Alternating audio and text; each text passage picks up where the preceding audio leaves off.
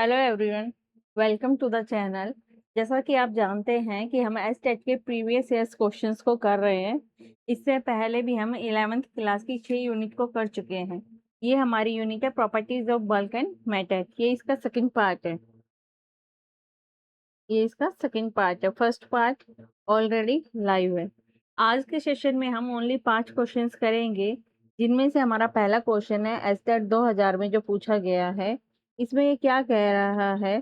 To rods made from एक second two rods made from the same material and the same length have radii in the ratio its में.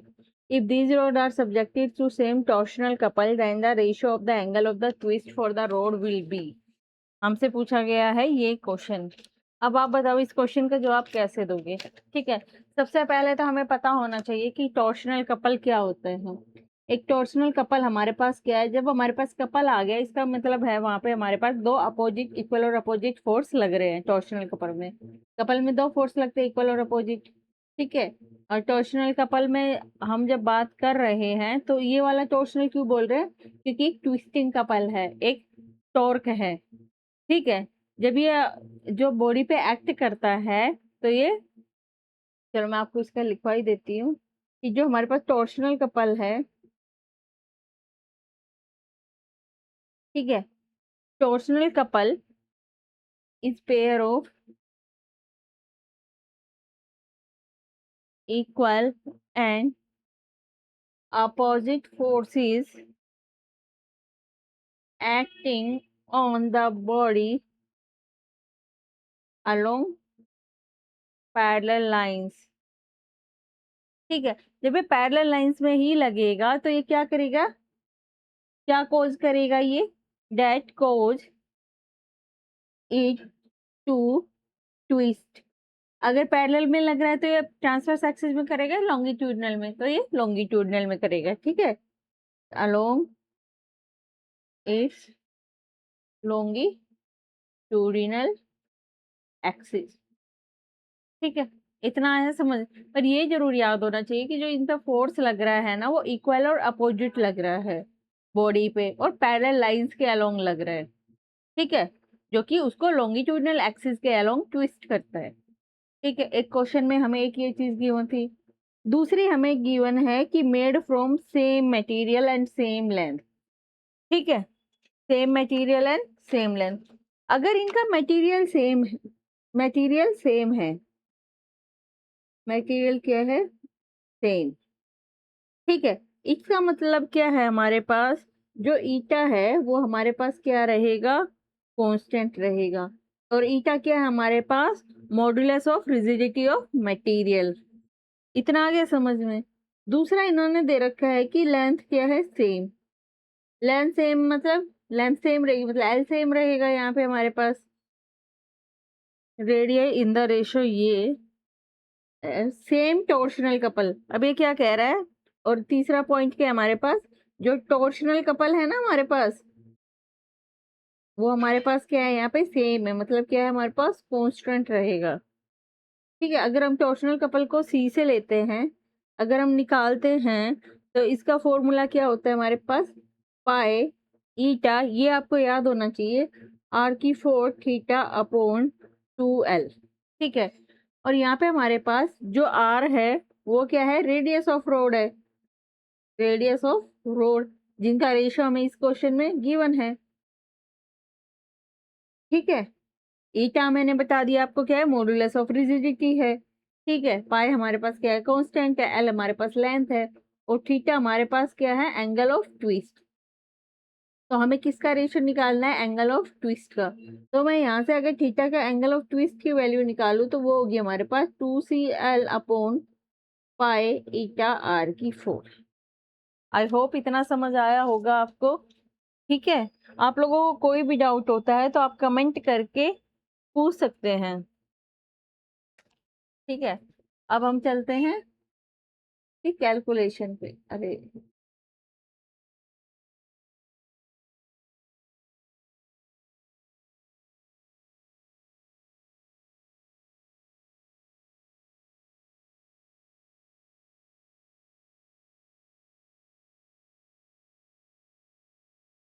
ठीक है, I hope आप लोगों को इतना समझ आया होगा। तो यहाँ पे हमारे पास जो थीटा की वैल्यू आई थी वो आई थी 2LC upon pi eta are की 4। यहाँ पे हमारे पास लेंथ क्या गिवन है, सेम गिवन है, 2 कांस्टेंट हो गया, लेंथ सेम गिवन है तो एल भी सेम आएगा, कांस्टेंट हो गया, सी भी हमारे पास कांस्टेंट हो गया, पाई भी हमारे पास कांस्टेंट हो गया, सेम मटेरियल है तो ईटा भी हमारे पास कांस्टेंट रहेगा क्योंकि सेम रहेगा। ये सब फैक्टर हमारे पास यहाँ पे क्या आ गए, कांस्टेंट आ गए। तो अगर मैं देखूँ तो थीटा किसके इनवर्सली प्रोपोर्शनल आ रहा है, यहाँ से आर के पावर -4 के। ठीक है, अगर मैं θ1/θ2 का अगर रेशियो लेती हूँ तो वो हमारे पास क्या आएगा, R2 का 4 अपॉन R1 का 4। इसको मैं R2/R1 का 4 भी लिख सकती हूँ। और क्वेश्चन में हमें रेशियो गिवन है R1/R2, R1/R2 इक्वल टू 1/2 हमें क्या है, गिवन है। ठीक है, इतना आया समझ में। ठीक है, तो R1/R2 हमारे पास हो गया 1/2, R2/R1 हो जाएगा हमारे पास 2/1। अगर मैं पुट करूँ तो θ1/θ2 हो जाएगा हमारे पास 2/1 का 4, ये हो जाएगा 16/1। तो हमारे पास θ1/θ2 कौन से रेशो में आ गए, 16:1 के रेशो में। तो हमारा करेक्ट आंसर है सेकेंड। ओके, चलो चलते हैं अब अपने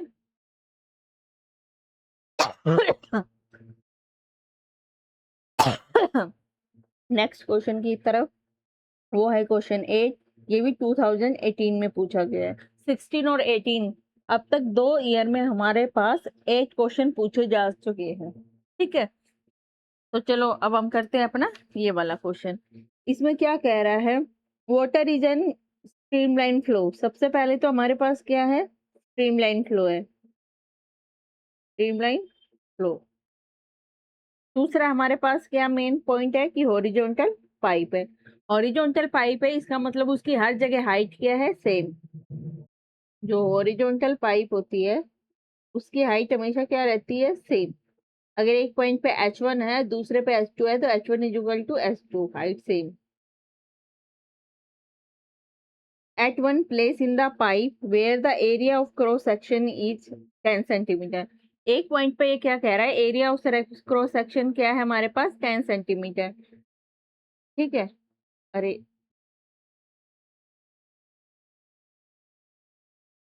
एक टाइम पे जैसे कि हमने क्या मान लिया, कोई हॉरिजॉन्टल पाइप हमने मान लिया। एक सेकेंड रुको।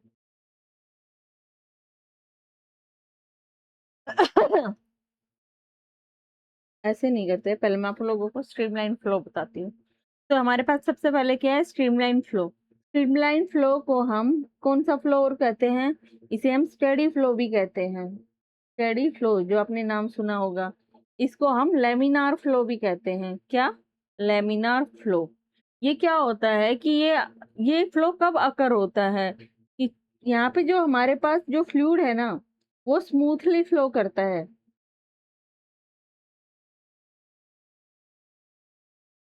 ठीक है, एक ऑर्डर्ड मैनर में होता है, ये ऑर्डर्ड मैनर में फ्लो करता है। ठीक है, पैरेलल लेयर्स में। जैसे हमारे पास ये लेयर है, ये ऊपर वाली लेयर, या नीचे वाली लेयर, या उससे नीचे वाली लेयर। तो यहाँ पे जो फ्लूइड है ना, वो क्या करता है हमारे पास, पैरेलल लेयर में और एक ऑर्डर में फ्लो करता है। ठीक है, आ गया इतना समझ में। ठीक है, और यहाँ पे जो वेलोसिटी होती है ना, मान लो मैं किसी पॉइंट पे जो वेलोसिटी लेती हूँ तो वो क्या रहेगी, जैसे इस पॉइंट पे ये वेलोसिटी है, इस पॉइंट पे हर लेयर की जो वेलोसिटी क्या रहेगी, सेम। इस पॉइंट पे देखूंगी तो ये सारी वेलोसिटी क्या रहेंगी, सेम। अगर ये ऐसे जाता है, देखो ये डायग्राम थोड़ा सही नहीं बन रहा है, इस तरह जाता है, तो अगर मैं यहाँ वेलोसिटी देखूँ तो हर जगह वेलोसिटी क्या रहेगी, सेम। इतना आ गया समझ में। तो ये होता है हमारे पास स्ट्रीमलाइन फ्लो, जिसमें हमारे पास एक ऑर्डर पेयर में लेयर्स होती है जो फ्लो करती हैं, जिसके हर पॉइंट पे जो वेलोसिटी होती है वो क्या होती है, कांस्टेंट होती है। आई होप इतना आप लोगों को समझ आ गया होगा। फिर वो क्या कह रहा है, हमने 2 एरिया ले लिए, एक ये ले लिया, मान लो एक ये ले लिया। ठीक है, जैसे हम ये कोई भी एरिया ले लेते हैं ना, ऐसे ये ले लिया, ये ले लिया, हमने 2 एरिया लिया। तो मैं पहले एरिया का नाम ले लेती हूँ A1, तो रब करती हूँ, वरना हमारे पास क्या है, ठीक है, हमारे पास हॉरिजॉन्टल पाइप है तो मैंने पहला एरिया ले लिया A1, ठीक है, उसकी वैल्यू हो जाएगी। दूसरा एरिया लेंगे A2, ये एक जगह पे एरिया, ये एक जगह पे एरिया।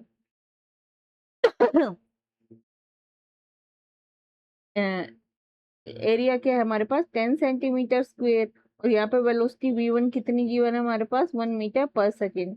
A2 हमारे पास क्या है 5 सेंटीमीटर स्क्वेयर है, ठीक है। और यहाँ पे हमें क्या निकालनी है, action the pressure of the water must be and the pressure is ये। तो V2 क्या है हमें नहीं पता, ठीक है।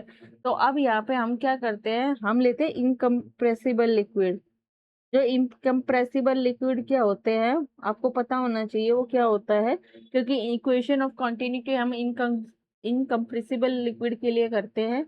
इसका मतलब क्या होता है कि ऐसे लिक्विड जिसकी जो डेंसिटी होती है ना वो हमेशा कांस्टेंट रहती है।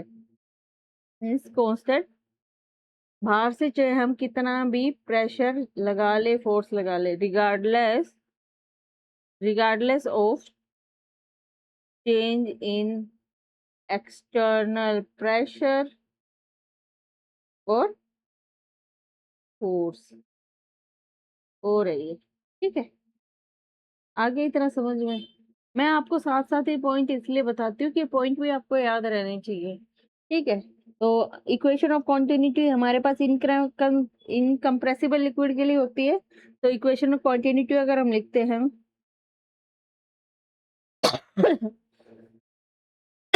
A1 V1 is equal to A2 V2। A1 हमारे पास 10, V1 है 1, A2 है 5, V2 हमें निकालना है। तो यहाँ से हमारे पास V2 is equal to 2 metre per second आ गई। अब हमें क्या किया कि हमने ये वेलोसिटी क्यों निकाली है, ठीक है। क्यों, क्योंकि हम लगाएंगे बर्नौलीज थ्योरम, हमें प्रेशर निकालना है। तो अब हम लगाएंगे अब मैंने जैसे कि आपको बताया था कि ये हमारे पास हॉरिजॉन्टल पाइप है, हॉरिजॉन्टल पाइप है तो दोनों की हाइट क्या रहेगी, सेम रहेगी।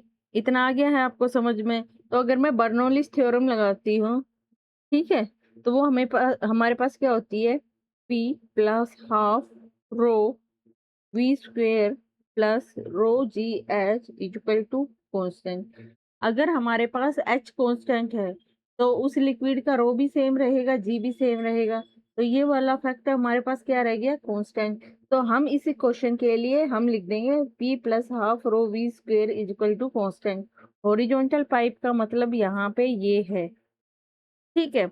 जो पोटेंशियल एनर्जी है, जो ये हमारे पास, ये कौन सी टर्म है, ये हमारे पास पोटेंशियल एनर्जी टर्म है, ठीक है। तो पोटेंशियल एनर्जी की जो टर्म है तो वॉल्यूम हमारे पास क्या रहेगी, रिमेन्स कांस्टेंट रहेगी दोनों हाइट के लिए, ठीक है। वॉल्यूम क्या रहेगी हमारे पास दोनों हाइट के लिए कांस्टेंट रहेगी, ठीक है। अगर मैं दोनों के लिए लिखूँ तो P1 plus half rho 1 V1 स्क्वेयर is equal to P2 plus half rho, यहाँ पे रो 1 और रो 2 हमारे पास दोनों क्या है सेम है, ठीक है। तो रो V2 स्क्वेयर। अब आपको आगे समझ में कि हमने V2 की वैल्यू क्यों निकाली थी। और P1 की वैल्यू हमारे पास जो गिवन है वो है 2000 पास्कल, 2000 पास्कल, ठीक है।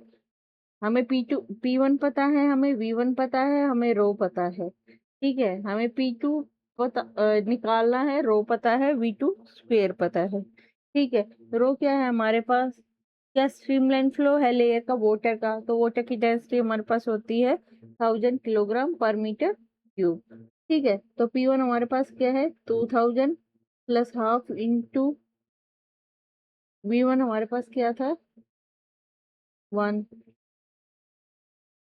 V1 क्या था हमारे पास 1, ठीक है।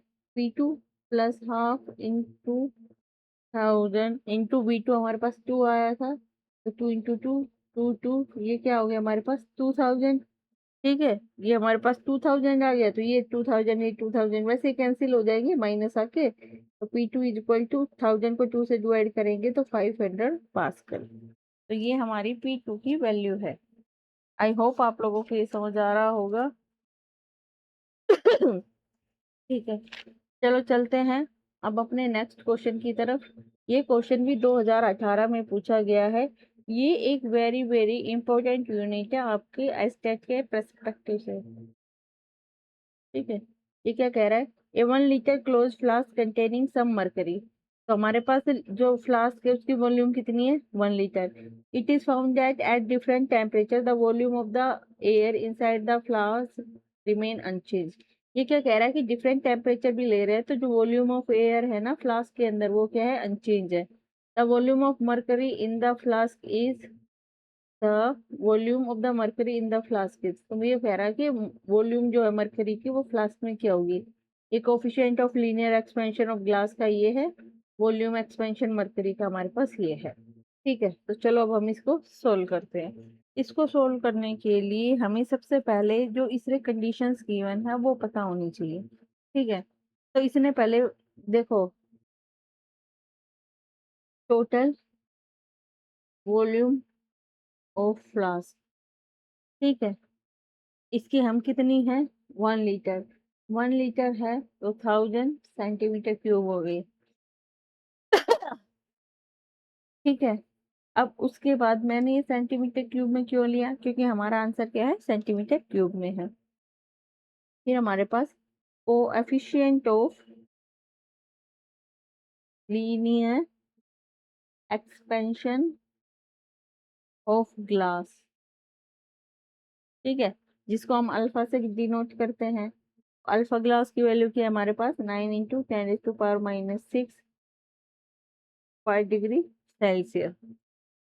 ठीक है, फिर हमारे पास क्या गिवन है? Coefficient of volume expansion of mercury. Volume coefficient को हम किससे डिनोट करते हैं? वाई। तो वाई मरकरी कितना हो गया हमारे पास? 1.8 × 10⁻⁻⁴ पर डिग्री सेल्सियस।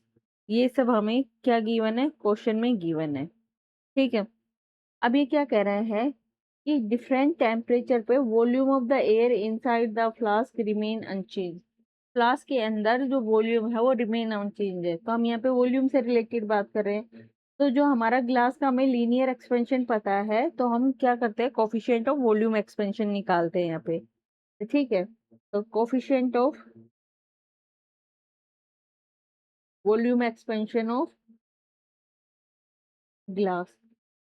तो यहाँ पे हमारे पास रिलेशन क्या होता है कि गामा होता है वो 3 अल्फा के इक्वल होता है। ठीक है, तो गामा ऑफ ग्लास हमारे पास 3 × 9 × 10⁻⁻⁶ पर डिग्री सेल्सियस आएगा क्योंकि हमारे ग्लास का ये है। ठीक है, अब इसको करें तो 27 × 10⁻⁻⁶ पर डिग्री सेल्सियस। आई होप इतना आप लोगों को समझ आया होगा। उसके बाद हमें गिवन है constant volume of the air inside the flask remain constant. हमें फ्लास्क कितना दे रखा है? 1 लीटर की वॉल्यूम था, और वो कह रहा है कि जो एयर की वॉल्यूम है वो क्या है हमारे पास? कांस्टेंट है। तो एयर की वॉल्यूम कैसे आएगी हमारे पास? जब हम फ्लास्क की वॉल्यूम में से मरकरी की वॉल्यूम को माइनस कर देंगे तो हमारे पास एयर की वॉल्यूम आ जाएगी जो कांस्टेंट रहेगी। ठीक है, जो इन्होंने कांस्टेंट बता रखी है। ठीक है, तो चलो अब हम करते हैं इसको। ठीक है, कंडीशन समझ आ गई। तो वॉल्यूम ऑफ एयर क्या होगी? Volume of glass minus volume of mercury. अगर वॉल्यूम ऑफ एयर कांस्टेंट होगी तो यहाँ पे हमारे पास volume of glass is equal to volume of mercury आएगा। ठीक है, तो ठीक है, तो यहाँ पे जो हमारे पास चेंज आएगा ग्लास की वॉल्यूम में वो किसके इक्वल होगा? अगर हम ग्लास की वॉल्यूम को क्या करते हैं? इंक्रीज करते हैं। फ्लास्क की वॉल्यूम को क्या करते हैं हमारे पास? इंक्रीज करते हैं। तो मरकरी की वॉल्यूम को हमारे पास क्या होना पड़ेगा? डिक्रीज, तभी ये दोनों इक्वल हो सकते हैं। तभी हमारे पास वॉल्यूम ऑफ एयर क्या हो सकती है? कांस्टेंट हो सकती है। कांस्टेंट होने के लिए जितना ग्लास के वॉल्यूम में इंक्रीज होगा मरकरी का उसमें ही हमें डिक्रीज करना पड़ेगा। ठीक है।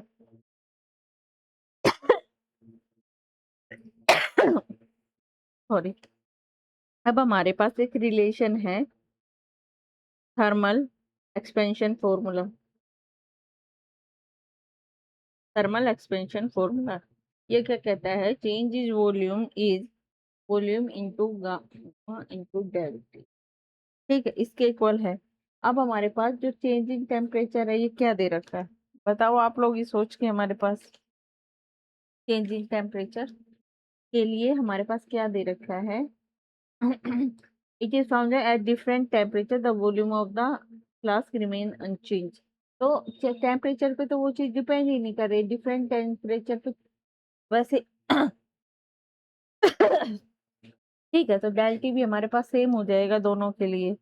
ठीक है, तो अगर मैं दोनों के लिए लिखूं तो V into glass into gamma into glass into del T is equal to V into mercury into gamma into mercury into del T. Del T equal ही है, दोनों कैंसिल हो जाएंगे। ठीक है, तो वॉल्यूम कितनी है गिलास की, इतनी। ठीक है, गामा ऑफ गिलास कितना था हमारे पास, गामा और ग्लास था हमारे पास 27 into 10⁻⁻6 equal to volume of mercury हमें क्या करनी है, निकालनी है। और गामा ऑफ मरकरी हमारे पास कितना गिवन था, 1.8 इंटू 10⁻⁻4। इसकी वैल्यू हमें निकालनी है, तो वॉल्यूम ऑफ मरकरी हमारे पास कितना आ जाएगा, 27 इंटू 10⁻⁻3 अपॉन 1.8 इंटू 10⁻⁻4। ये यहाँ से एक आए हटेगा, ये इंटू 10 होगा तो -3 कैंसिल हो जाएंगे। ये आएंगे हमारे पास 27/18। ठीक है, ये हो जाएगा हमारे पास। चलो मैं कर इसको ऐसे सही सही लिख लेती हूँ, कहीं गलती ना हो जाए। ठीक है, तो ये बचा हमारे पास -2 बचा, यहाँ से एक जाएगा तो -2, ये ऊपर जाएगा तो 2 बचा into 100। 9×27 9×2 18 is equal to 1.5 into 100। Answer कैसे गिवन है हमारे पास, ये आ गया हमारे पास इंटू 100 इज इक्वल टू 150। ठीक है, वॉल्यूम ऑफ मर्क्यूरी हमारे पास क्या आ गया, 150 सेंटीमीटर के। ठीक है, चलो चलते हैं आज अपने नेक्स्ट क्वेश्चन की तरफ, जो कह रहा है a metal ball of 1 kilogram mass is heated by 20 volt heater. जो मास ऑफ द बॉल कितना है, 1 किलोग्राम, हीटेड कितने से, 20 वोल्ट हीटर से हीट की जा रही है। रूम टेम्परेचर क्या है, 20 degree Celsius. After some time temperature of the ball become steady at 50 degree. मतलब अगर टेम्परेचर हमारे पास स्टडी हो गया है तो इसका मतलब क्या है हमारे पास, कि वो उस टाइम और ज्यादा हीटअप नहीं हो रहा है। ठीक है, या हम ये कह सकते हैं जितना हम उसको हीट दे रहे हैं उतना ही वो हीट क्या कर रहा है, सराउंडिंग को ट्रांसफर कर रहा है। At what rate the ball will lose heat to the surrounding when the temperature was 30 degree. ये पूछ रहा है सराउंडिंग को कितनी हीट वो दे रहा है, किस रेट से, कि जब वो टेम्परेचर जो है सराउंडिंग इसका टेम्परेचर जो है 30 डिग्री है। ठीक है, हमने मान लिया कि न्यूटन्स लॉ ऑफ क्या है, वैल्यू। तो अब हम इस क्वेश्चन के अलग अलग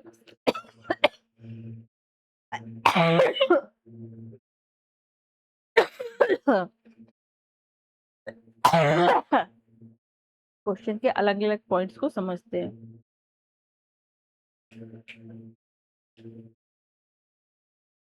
तो इसमें क्या कह रहा है, न्यूटन लॉ ऑफ कूलिंग। तो सबसे पहले हमें पता होना चाहिए कि जो न्यूटन लॉ ऑफ कूलिंग है वो क्या कहता है। ठीक है, न्यूटन लॉ ऑफ कूलिंग। एक सेकंड देना मुझे।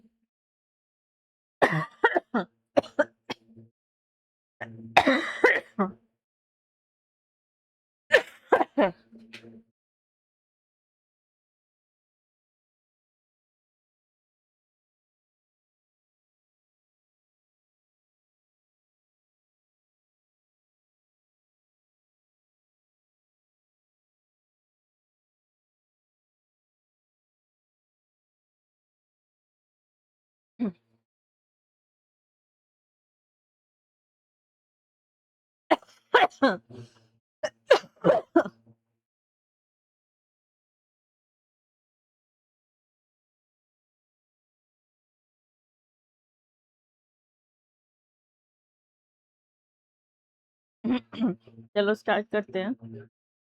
तो न्यूटन लॉ ऑफ कूलिंग क्या कहता है कि the rate of heat loss, the rate of heat loss, इसको हम आर से डिनोट कर दें तो from the body is directly proportional to the temperature difference between the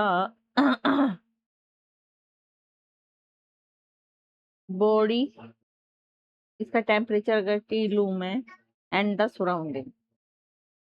I hope इतना आप लोगों को खुद से आता होगा। न्यूटन लॉ ऑफ कूलिंग एक इम्पोर्टेंट पैरामीटर है। हमें पता होना चाहिए, ये एक इम्पोर्टेंट लॉ है, हमें पता होना चाहिए। ये क्या कहता है? The rate of heat loss from the body is directly proportional to the temperature difference. ठीक है, कितना बॉडी से हीट लॉस हो रहा है वो हमें कैसे पता लगेगा? कि जो टेम्परेचर डिफरेंस है बॉडी और सराउंडिंग के बीच, ये तो नॉर्मली भी हम देखते हैं। अगर मैं इसको आर से डिनोट करती हूँ, अगर कांस्टेंट रखती हूँ तो एक डायरेक्टली प्रोपोर्शनल लगाते हैं, तो ये डायरेक्टली कांस्टेंट प्रोपोर्शनल लगाते हैं, तो कांस्टेंट आता है हमारे पास ये।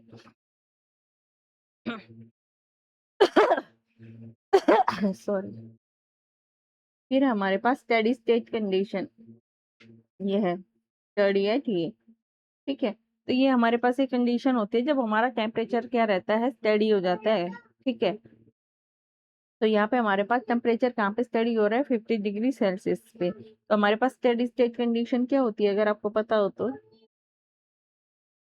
अगर हमारा टेम्परेचर ही फिक्स हो गया है, इसका मतलब क्या है?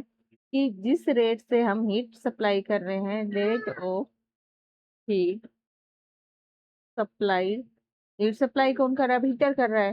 तो rate of heat supplied by the heater, वो किसके इक्वल होगा?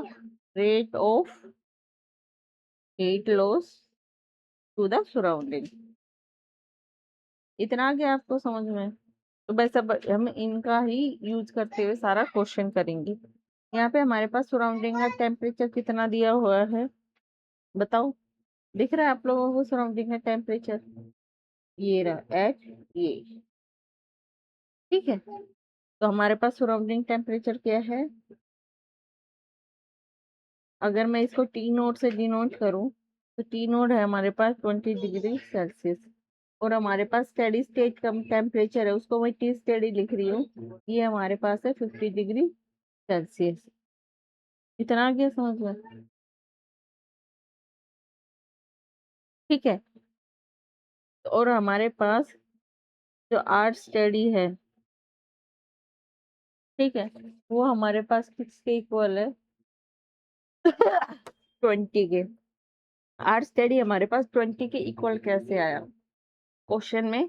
20 तो हमारे पास किसके, हीटर का दे रखा है। तो ठीक है, तो जो रेट ऑफ हीट लॉस है ना स्टेडी स्टेट पे, वही हमारे पास आर स्टडी है। ठीक है। थोड़ा ना खांसी का ज्यादा इश्यू हो रहा है। सॉरी। ये कह रहा है कि हमें किस टेम्परेचर पे देखना है? 30 डिग्री सेल्सियस पे। तो हमारे पास टारगेट टेम्परेचर क्या है? उसको अगर मैं T1 से डिनोट करूँ, तो 30 डिग्री सेल्सियस। ठीक है, अब हमें सबसे पहले क्या निकालना होगा? स्टेडी स्टेट इक्वेशन में जो हमारे पास एक के की वैल्यू है वो निकालनी होगी। तो एक कंडीशन में जब हमारा हीटर हीट लॉस कर रहा है, तो आर स्टेडी हमारे पास 20 के इक्वल, के की वैल्यू हमें निकालनी है। टी हमारे पास क्या है? चलो मैं इक्वेशन ही दोबारा से लिख देती हूँ पहले आप लोगों के लिए। ठीक है, स्टेडी तो R steady is equal to K into T steady minus T naught. ठीक है, तो आर स्टेडी हमारे पास 20 है, टी स्टेडी हमारे पास क्या था? 50 है, और टी नोट हमारे पास सराउंडिंग का टेम्परेचर 20 है। ठीक है, अगर मैं यहाँ से देखूँ तो के की वैल्यू क्या आएगी? 20/30 इक्वल टू 2/3। ठीक है, अब मैं क्या करती हूँ? अब मैं देखती हूँ कि rate of heat loss at target temperature हमारा 30 डिग्री सेल्सियस था, तो मैं 30 डिग्री सेल्सियस पे देख रही हूँ। तो मैंने वो